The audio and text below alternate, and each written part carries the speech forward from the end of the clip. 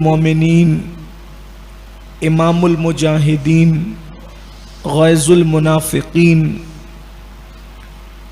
जानशीन रसूल सैयदना उमर इब्न ख़त्ताब रदियल्लाहु तबारक व तआला अन्हु का यौम शहादत गुज़रा। एक तारीख़ के मुताबिक, एक कौल के मुताबिक ज़िलहज्जा की 26 तारीख़ थी जिस दिन आपने जाम शहादत नोश फरमाया, और एक कौल के मुताबिक माह मुहर्रमुल हराम की पहली तारीख़ थी जिसमें आपने जाम शहादत नोश फरमाया। तारीख़ में इख्तिलाफ होता रहता है, लेकिन हम चूँकि तकरीबन 25 सालों से कम बेश इसी तारीख़ में फ़ारूक़ आज़म रज़ी अल्लाह ताला अन्हु की सीरत तैयबा का जलसा करते आए हैं, इसलिए अपनी क़दीम रिवायत को बरक़रार रखते हुए आज भी हम सैयदना फ़ारूक़ आज़म रज़ी अल्लाह ताला अन्हु की मुबारक ज़िंदगी का तज़किरा करने की सआदत हासिल कर रहे हैं। कुरान मुक़द्दस की आया करीमा के जिस हिस्से की तिलावत की है, अल्लाह ताला ने कामयाब बंदों की निशानी बयान फरमाई, क़द अफ़लह मन तज़क्का, जिन लोगों ने अपने नफूस को पाक कर लिया, जिन्होंने अपने मन को पाक कर लिया, वज़करा अस्मा रब्बिही फ़सल्ला, और उन्होंने अल्लाह का ज़िक्र किया और उन्होंने नमाज को कायम किया। अल्लाह ने उनको कामयाब फरमाया, कामयाब मोमिन की निशानी ये बयान फरमाई। यहाँ अर्ज़ ये करना है कि यहाँ कुरान कह रहा है जिन्होंने अपने मन को पाक किया वो कामयाब मोमिन है, उसकी दुनिया और आखिरत कामयाब है। मैं अपना मन पाक करूं तो अपनी ताकत के मुताबिक करूंगा, अपनी रूहानियत के मुताबिक करूंगा, अपनी कोशिश और काविश के मुताबिक करूंगा। ये सारी उम्मत का हाल है। सरकार गौसियत माँ ने अपना मन पाक किया, अपनी रूहानियत के मुताबिक किया। गरीब नवाज ने अपना मन पाक किया, अपनी रूहानियत के मुताबिक किया। महबूब इलाही ने मन पाक किया, अपनी रूहानियत के मुताबिक पाक किया। मखदूम अशरफ जहांगीर सिमनानी ने मन पाक किया, अपनी रूहानियत के मुताबिक। लेकिन जो सहाबे किराम है उन्होंने अपना मन खुद नहीं पाक किया, बल्कि उनके मन को मुस्तफ़ा जान रहमत ने पाक किया। तो हर पाक करने वाले का अपना एतबार है।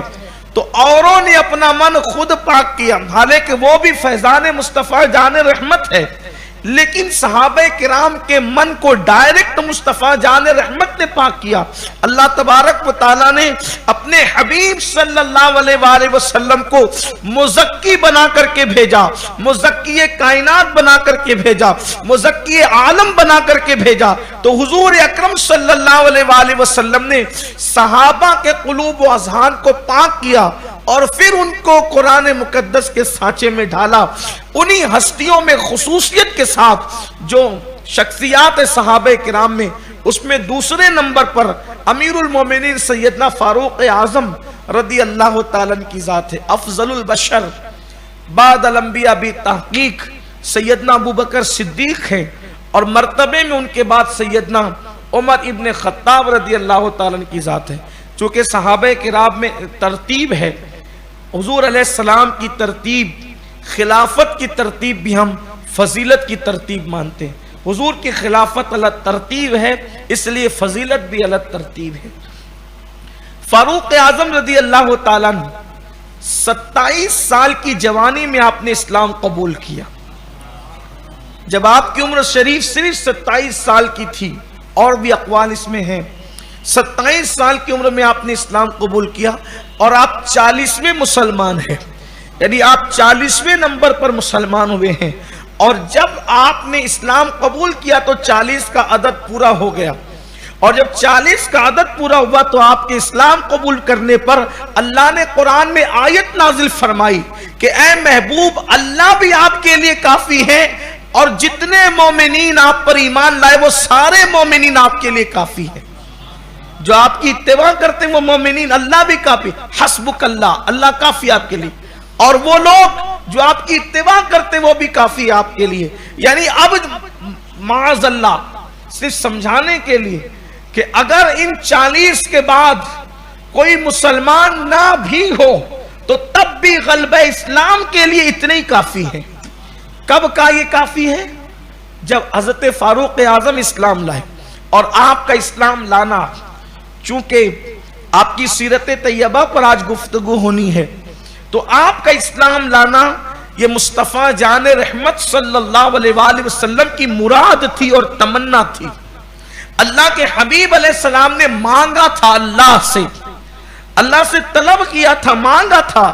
جس وقت میرے آقا علیہ الصلوۃ والتسلیم نے دعا کی، شب جمعہ تھی، اے اللہ عمرو ابن ہشام اور عمر ابن خطاب ان دونوں میں سے کسی ایک عمر کو ایمان کی دولت عطا فرما اور اس کے ذریعے سے اسلام کو عزت عطا فرما.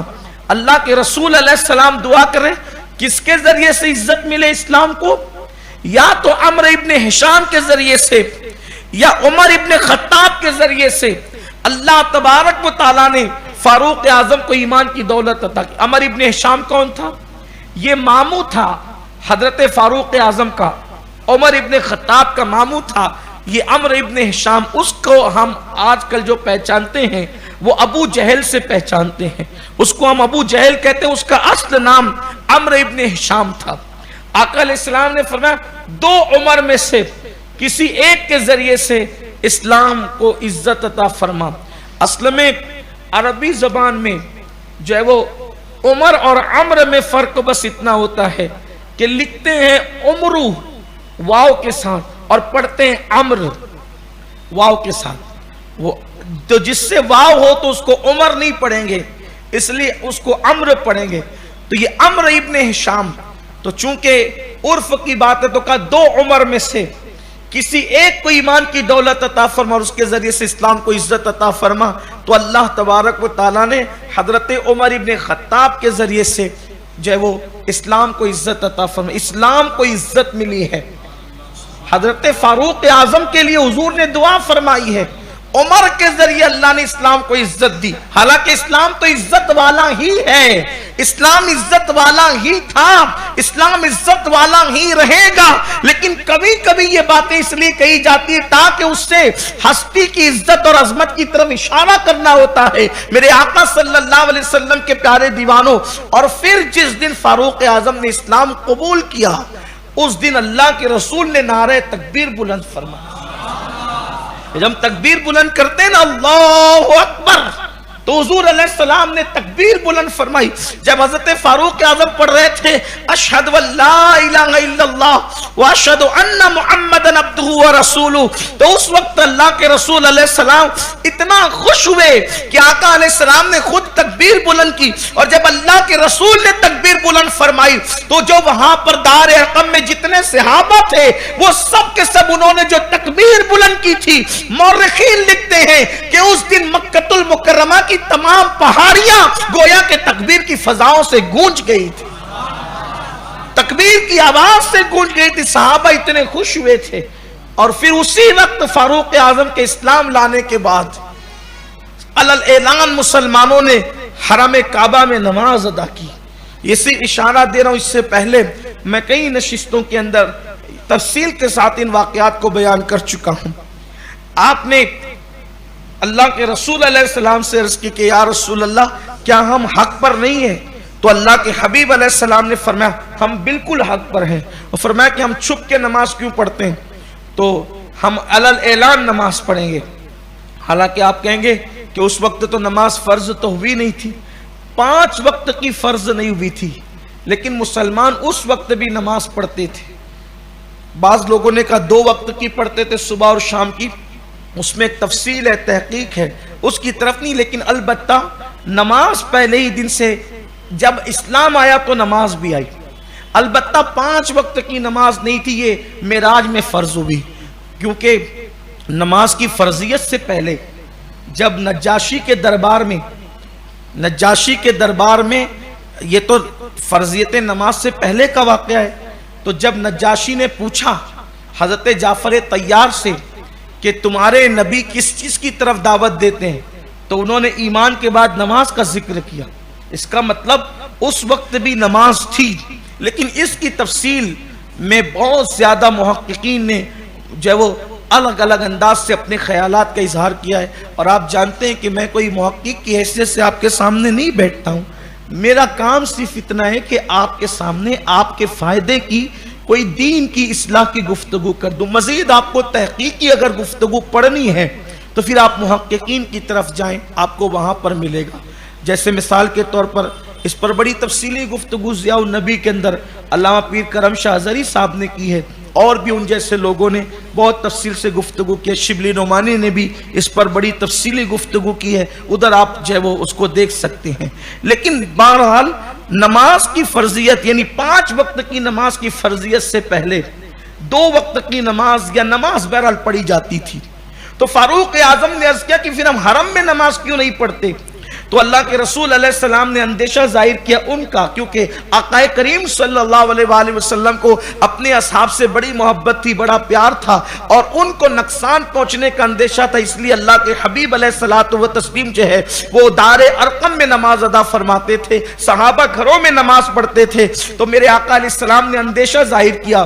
تو ایک طرف حضرت امیر حمزہ نیزہ لے کر کھڑے ہوئے، دوسری طرف فاروق اعظم تلوار لے کر کھڑے ہوئے، اور پھر دونوں کی جو ہے وہ گویا کہ سربراہی کے اندر اور دونوں کی نگرانی کے اندر جو ہے وہ یہ قافلہ پہنچا، اور پہلی مرتبہ حرم کعبہ میں مسلمانوں نے نماز ادا کی. پھر اس کے بعد فاروق اعظم کو ان کو بھی پیٹا گیا، ان کو بھی مارا گیا، ان کو بھی تکلیف پہنچائی گئی. لیکن سیدنا فاروق اعظم کا ایک روب تھا، ایک دبدبہ تھا.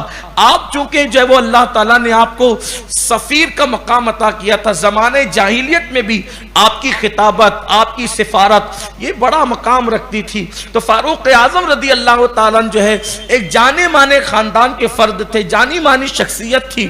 آپ عرب کے اس زمانے میں بڑے خطبہ میں آپ کا شمار ہوتا تھا. اوکاس کے میلے کے اندر جب آپ خطاب فرمایا کرتے تھے فاروق اعظم رضی اللہ تعالیٰ.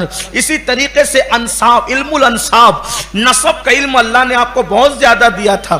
زمانے جاہلیت کے شعراء کے اشعار آپ کو بہت زیادہ یاد تھے، اور آپ کا شغف اور زندہ دلی کا حال یہ تھا کہ کبھی کبھی پوری رات جو ہے سفر کے اندر آپ صحابہ سے کہتے اور ساتھیوں سے کہتے کہ ان شعراء کے اشعار پڑھو، اور اس میں کبھی کبھی پوری رات بھی گزر جایا کرتی تھی.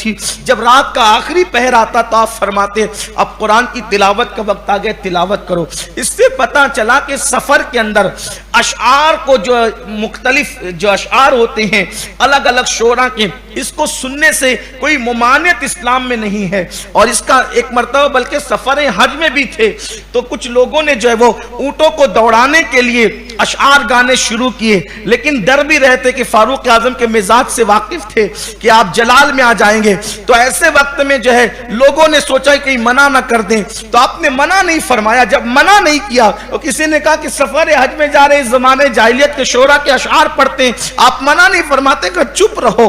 اس لیے کہ یہ اونٹوں کو دوڑانے کے لیے یہ جو اشعار ہیں گویا کہ یہ بہت بڑا کام انجام دیتے ہیں. ان کا زاد راہ ہے، یہ ان کا زاد سفر ہے، یہ ان کا توشہ سفر ہے یہ. تو آپ نے جب منع نہیں فرمایا تو پھر انہوں نے جو ہے وہ ان اشعار کو پڑھنا شروع کیا اور ایک سما بن گیا. تو گویا کہ فاروق اعظم رضی اللہ تعالیٰ جہاں بہت زیادہ سخت تھے شریعت کے معاملے میں، وہیں زندہ دل بھی تھے.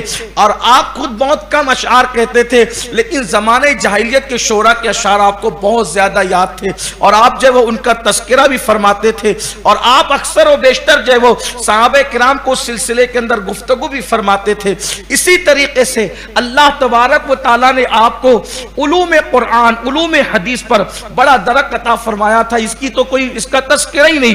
صرف سورۃ البقرہ ایک سورت 2.5 پارے پر مشتمل فاروق اعظم رضی اللہ تعالیٰ عنہ نے اللہ کے رسول صلی اللہ علیہ وآلہ وسلم سے 12 سال میں سیکھی تھی. آپ اندازہ کریں سکھانے والا معلم کائنات ہو اور سیکھنے والا عمر ابن خطاب ہو، اور 12 سال میں ایک سورت سکھائی جا رہی ہو، تو حضور علیہ السلام نے کیا کیا نہیں سکھایا ہوگا اور فاروق اعظم نے کیا کیا نہیں سیکھا ہوگا. یہ آپ کے علوم تھے.